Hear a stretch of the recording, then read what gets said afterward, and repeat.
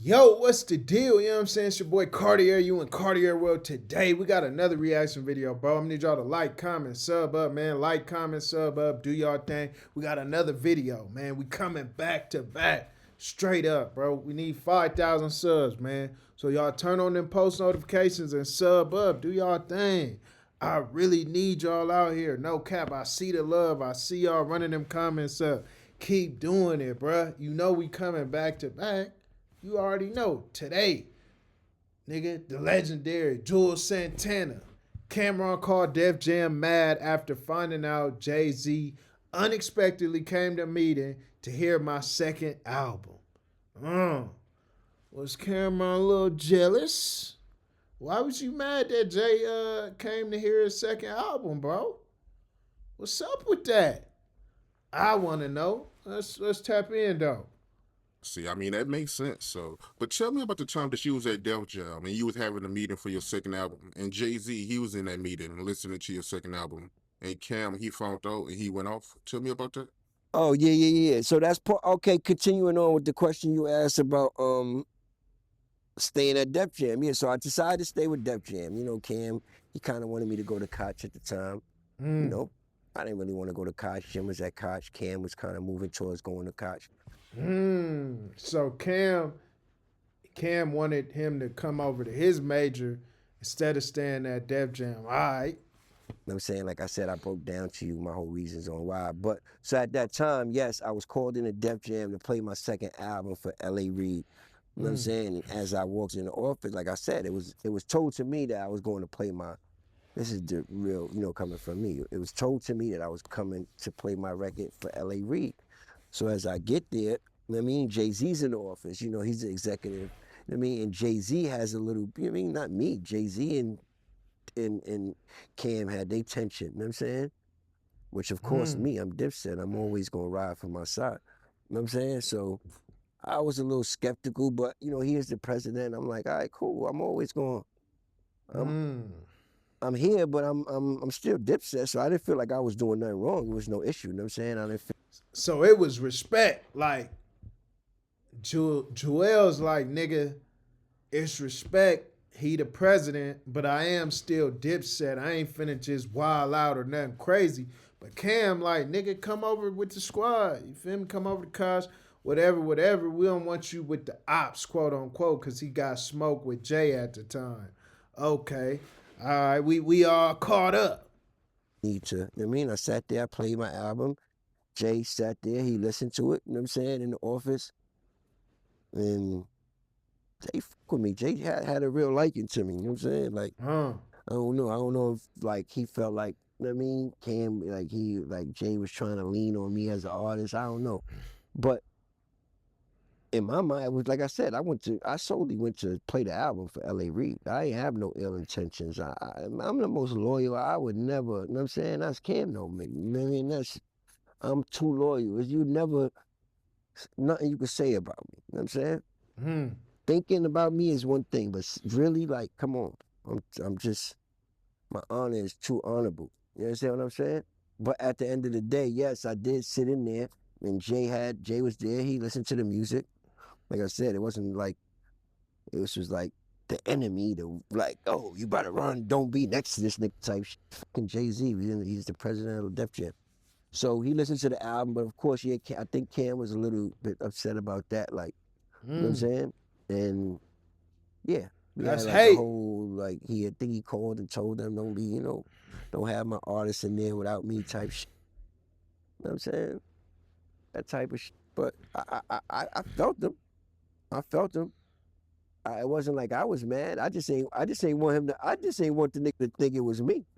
Like I had no ill intentions. I'm like, bro, like, all right, well, give or take, whatever you think. Maybe you think I should have called you, or you know what I'm saying. But you know what I mean. Man was there because he wanted to be there and listen to my album. You know what I'm saying. That's how I took it. Like, it. You know what I mean. I ain't had no. See, I think Jay-Z was like Jay-Z probably wasn't even really funking with Cameron like that.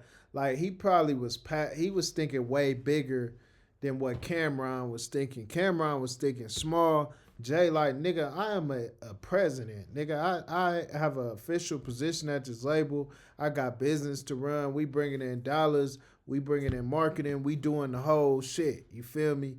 And he wasn't looking at it like this hostile, like, oh, I'm going to do something to you and this, that, and the third. Like, you know, he like, I'm gonna run these laps around you. We gonna do this business, and I'm gonna show you, you know, who really gonna win in the end. Shout out to Jay-Z though. intentions, but I don't know. Maybe Jay was trying to be funny in a way. You know what I'm saying?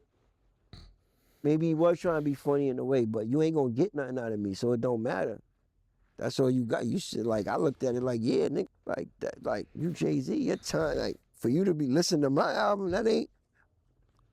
Well, that's I mean, that's looking like you took the time out to spend in the office an hour to listen to my album. You know what I'm saying? Like, that's one up for us, nigga. Like, what you know what I mean? Like, for real, I'm sure he ain't listening to everybody's album. He ain't in there listening to me. No, he wasn't.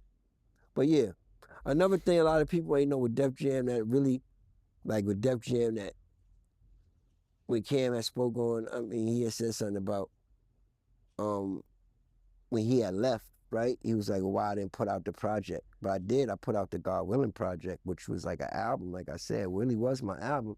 I just called it a mixtape because I was still going through the things with Def Jam. It was a great project. That album was like crazy. You know what I'm saying? So make a long story short, I had a song called Back to the Crib. I had put Chris Brown on it. A lot of people at this time, Chris Brown was going through the Rihanna shit. You know what I'm saying? Mm. So me, Chris Brown being, I always respect Chris Brown, thought he was talented. I'm like, you know, we all go through shit as men.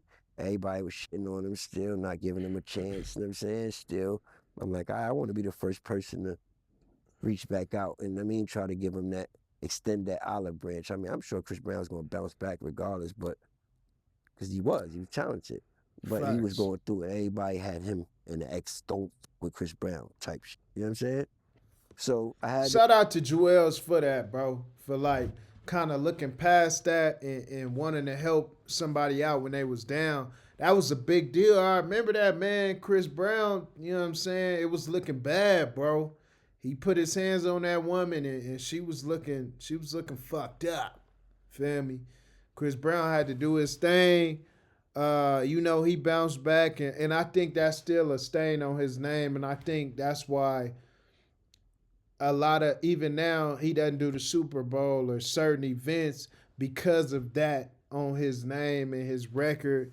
And it's like, I think that's kind of foul, man, because he was a kid, bro. He was a young nigga. And this, what, 15, 20 years later? Like, you know what I'm saying? He should have, it should be some grace about the situation. And he should be able to live and keep doing what he doing and keep excelling. get back to the crib. Polo Don did it. They had wrote the hook for it. I said I want to get Chris on it. So I'm like, I told the people in Def Jam I wanted to get Chris on it. Everybody okayed it. Nobody said nothing. You know what I'm saying? Cool. I flew out. Chris flew me out to Florida. You know what I mean? Didn't charge me to get on the record or nothing. Flew me out to Florida. Jumped on the record. You know what I'm saying? Cool. Came back. They sent Pecos and they sent Karen Kwok. Everybody know Pecos and I don't know if y'all know Karen Kwok. She was working on the L.A. Reid's accomplices. You know what I'm saying? At the time, Asian lady. He's known to have a lot of Asian women up under him. You know what I'm saying?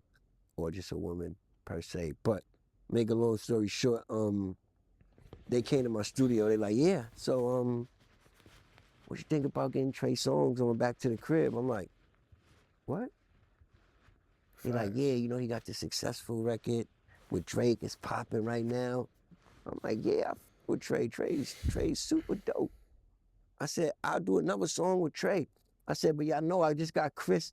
I say, so y'all saying you want me to take Chris Brown off the record and put Trey Songz on the record? I said, nah, I can't do that. Straight up. Just me as a real, nah, I can't do that. You understand what I'm saying? So they like, and then they finally, I said, what's going on here, man? They finally came out and told me, all right, yeah, this was an L.A. Reid call. You know, Rihanna, we can't push this shit with Chris Brown. You know what I'm saying? Def Jam, we gotta roll with Rihanna. You know what I'm saying? Mm. So Back to the Crib was a big record. We pushed that record.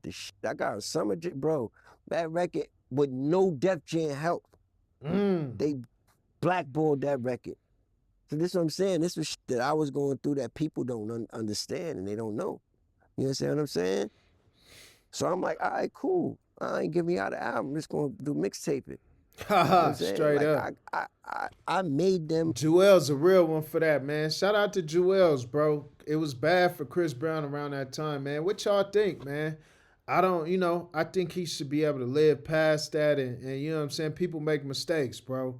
And it's just unfortunate how that kind of went down, but shout out to Chris, nigga. Get to the point where it's like, nah, y'all just dropped me. I don't want nothing to do with y'all no more. Jay-Z had left, you know what I'm saying? And now everybody's becoming independent. Shit is like, I'm like, nah, I can still drop music. You understand what I'm saying? So, that's how that happened. Right. So to backtrack, right? I want to backtrack to the meeting. What exactly was Jay-Z telling you in that meeting, if you don't mind me asking? Like, what was he saying to you? No, he was just sitting there listening. He was sitting there just critiquing certain records and stuff. Mm. He was telling me what records I should kind of go with for my single and stuff like that, pretty much. He was just feeling the joint. He just spoke on basically the records that he felt like were strong enough to be my singles. Mm. That's what he did. He spoke on the records that he felt like were strong enough to be my singles. I think it was Clockwork. I had a record which wound up being like my third single at the time. Clockwork. And yeah, I don't remember the rest of the joints, but I think it was the first joint we picked, the Whistle Song. We all picked that, agreed on that. But yeah, that's it. He just gave his little, you know what I mean? And you said that Cam, he called up to the label flipping out? Yeah, I think so. To my knowledge, yeah, I'm sure he did. Yeah, I'm sure he did. I'm sure he did. Yeah. That he definitely let it be known he wasn't feeling that shit. Definitely let it be known that he wasn't feeling the fact that niggas had a meeting and me, you gotta think, I'm Cam's artist. So now it's like, yeah, I know, come on, that's how it looks to Cam. Like, y'all had a meeting without me. Jay-Z, L.A. Reid, you understand? Even now, I look, word, that was some funny shit. But I ain't have shit to do with it.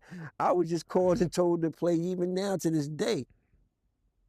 It might have been a setup. I might have been set up, but like I said, one thing about me is just know me. You know what I'm saying? Just like, I'm honorable, so you gonna get nothing but me. I'm gonna tell you, what happened. This what happened, blase, blase. And you know what I'm saying? So, Hey man, you heard what he said. He carrying himself with honor. That was kind of shady though. Like, like how you not have the meeting with Cam and that was his artist. Yeah, man, but when you got that power and them resources, they could play games like that. Jay got the label on his side, more people, more power. And yeah, that's just how they pulled that. Man. Yeah, they it was funk, but I think Jay-Z was still like, this is business, and we not having all that. Basically, we not having all that foolery here, and we gonna keep it going, bro. But y'all let me know what y'all think, man. It's Cartier, you in Cartier world.